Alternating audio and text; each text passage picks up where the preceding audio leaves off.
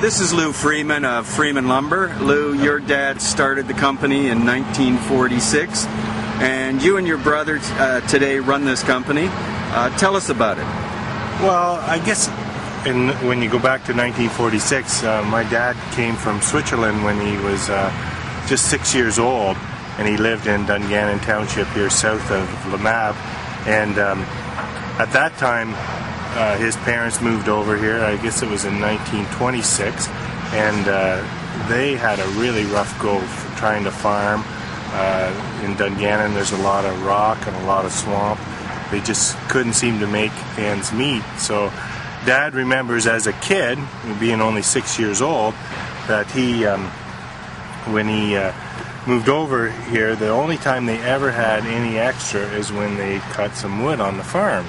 So when he became of age to get working on his own, which was about 17 years old, he decided that, well, why don't we just do this lumber business or the logging full time? Why are we fooling around farming?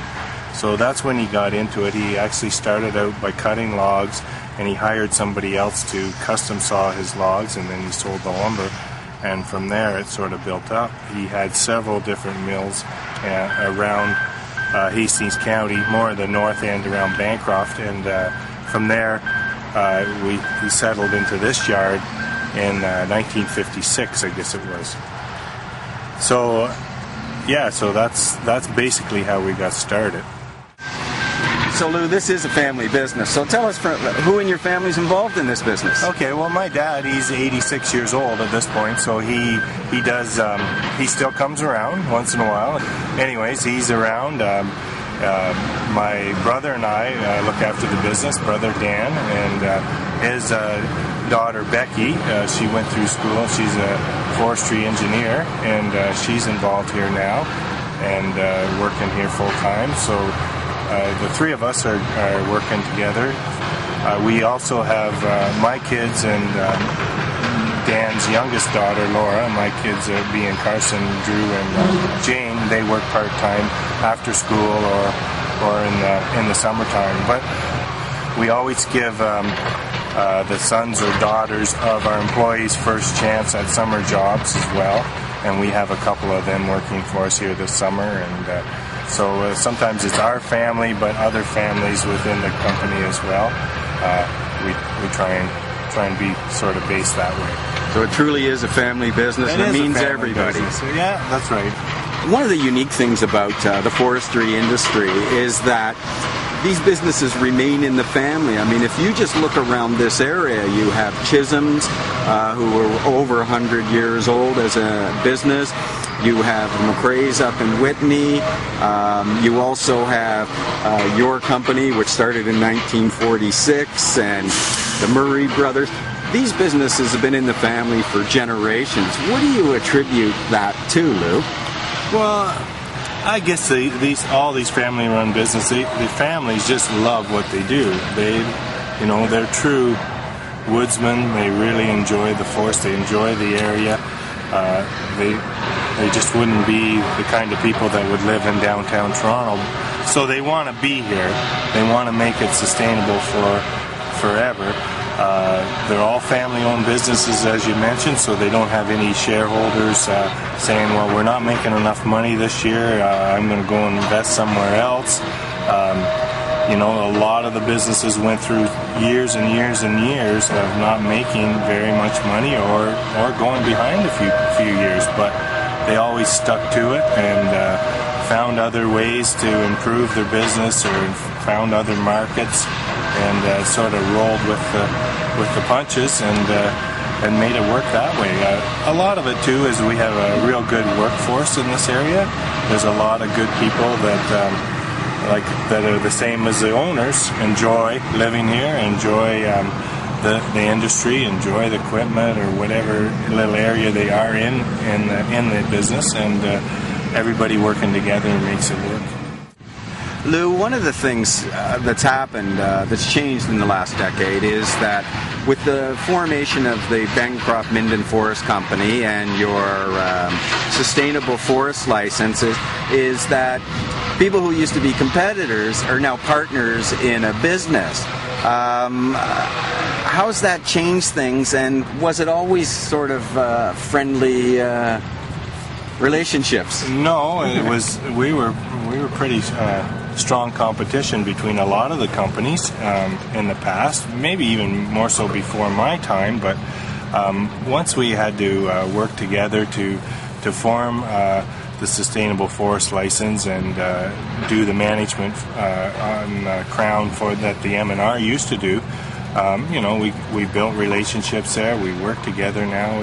It's been pretty good. So we have 6 or 8 companies within the SFL, which is a Sustainable Forest License, that really do work together and get along great. And we realize that there is the wood out there in the forest for everybody if we manage it properly, and if we work together with our markets and with our forestry operations. We will all survive and be here tomorrow. Well, thank you very much, Lou. It's been great talking to you. Oh, thank you for all your interest in our company.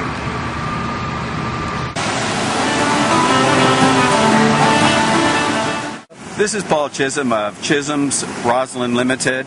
And Paul, you've been in the lumber business a long time. Yes, for 150 some years our company has been located at this site. I'm the 5th generation owner, and the 6th generation is in place. Actually, my son and 3 of his cousins are going to be taking over someday. That's great. You are different than a lot of mill operations in that you offer a broader base of services. Tell us about your company. We harvest trees in the bush. We have a sawmill that we saw the lumber. We grade the lumber, and also too we are planing and building houses. It's very unique.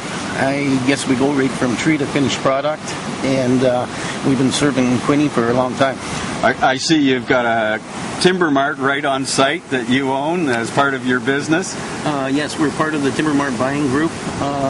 Just gives us a little more options on like buying plywood and shingles and other stuff that we don't produce here to build houses. And what's the future hold for Chisholm? We have, as I said, the 6th generation is here. They're all active. The 4 of them are all very active in the company. One generation is looking after the retail. We have another one in hardwood lumber sales.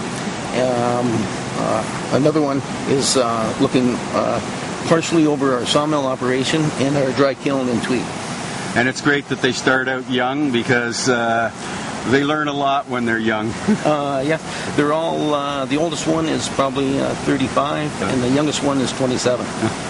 Well, first of all, we wish you another 150 years of success with your company and the future generations of your company. We really appreciate you taking the time to talk to us, and it was great to meet you. Thank you very much.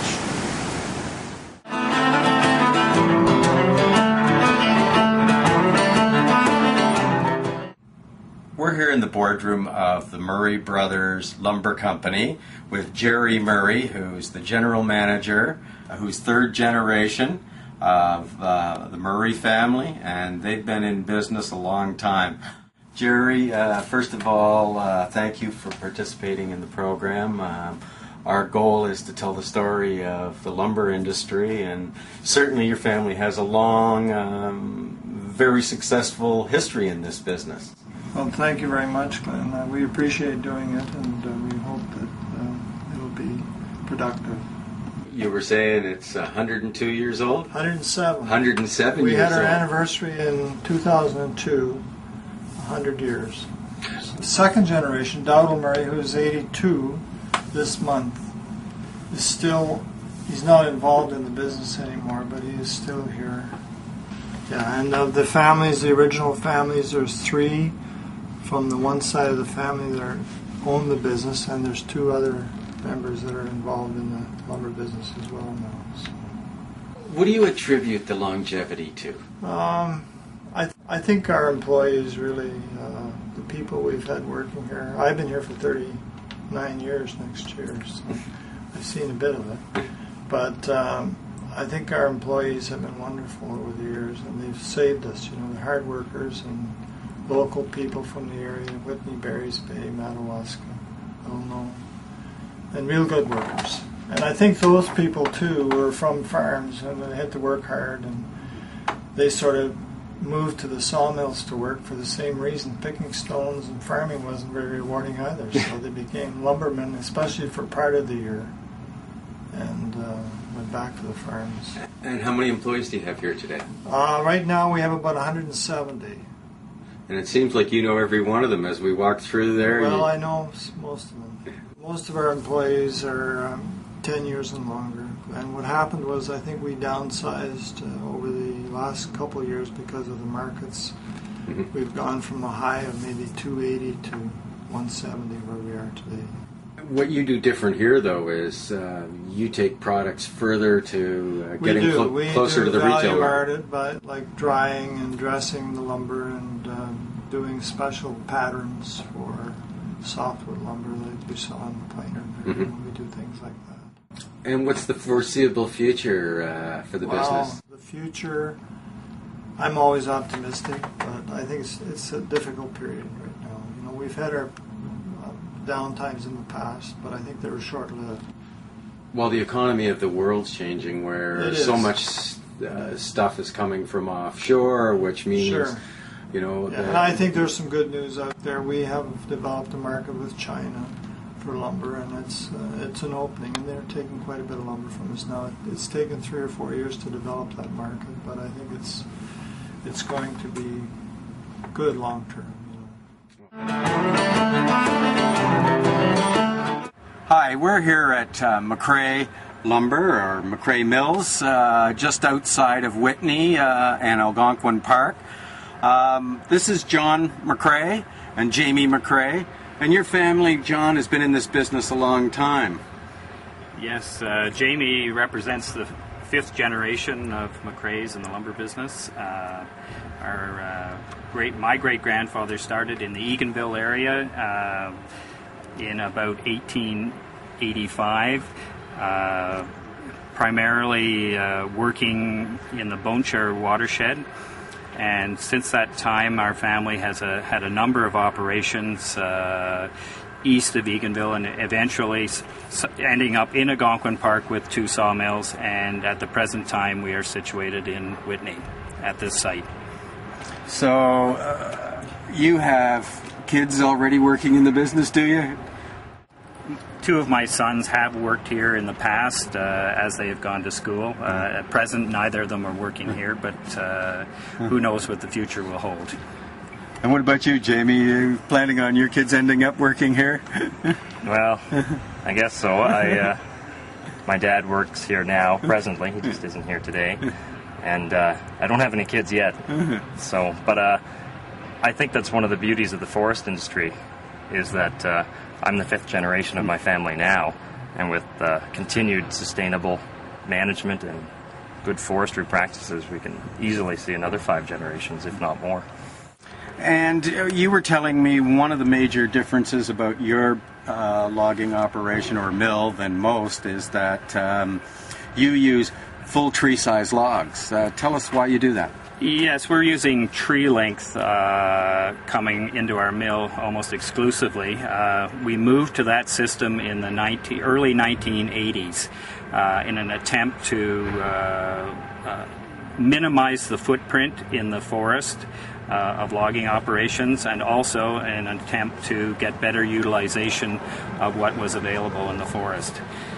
And also it has allowed us to maximize the value of each one of those stems.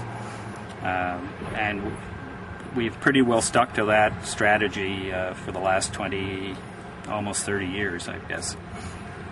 And you told me, John, that there's some areas that your company has now gone back to for the 3rd time, I think you said? Yes, actually there are quite a few areas like that. Our management plan actually calls for return to most of the areas within about 25 to 30 years. So you can do the math, 100 years, and you've been there 3 times. So, no, it's very encouraging because you can walk in the forest today, even after our harvest, and you can see that there is definitely going to be improved wood resource for the future. And that's what I find interesting as I talk to people in your industry, is that really what you're taking out of the forest, and you describe it as weeds, you're taking out a lower grade of wood today to really plan for the future to create a better grade of wood. Well, that's right. That's the sort of analogy that we use. It's a carrot patch, and you keep going back and taking out the poor, more immature or over mature carrots, and you're left with actually the best growing stock still there. So the future does look bright. Well, thank you very much, John. Thank you, Jamie, and hopefully you'll be here for another 100 years. Thank you.